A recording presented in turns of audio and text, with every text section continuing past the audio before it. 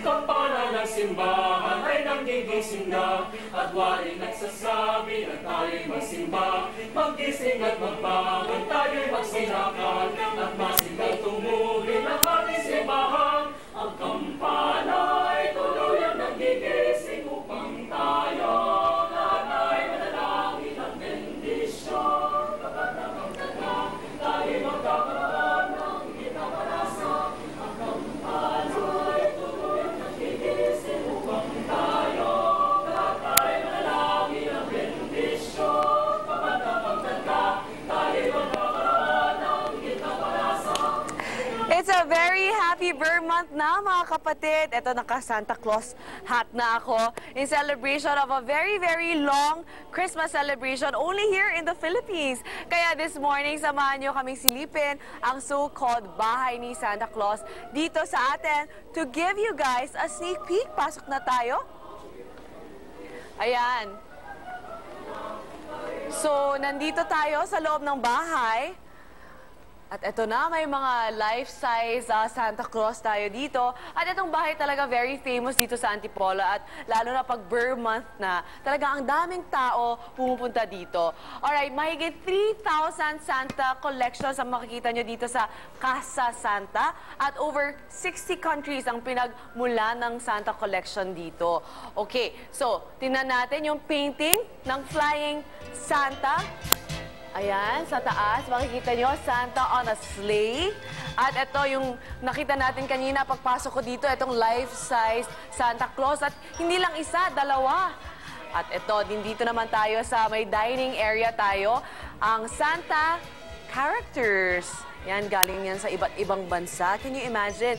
More than 60 countries pinagmulan ang mga Santas na ito. At ito na, ang dining area ni Santa Claus. So, yung mga plato, pati yung spoon and knife nila, ayan, Christmas-themed siya, o, di ba? Ito naman tayo sa may living area. Ito. At bago mag-living area, meron ding CR, may comfort room din si Santa Claus. Tara! O, di ba?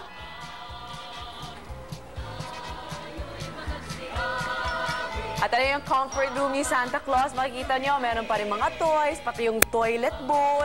At ito na yung living room area. Meron pa silang maliit na fireplace at malamig na ang simoy ng hangin dito sa Antipolo. So, perfect talaga magkaroon ng isang fireplace.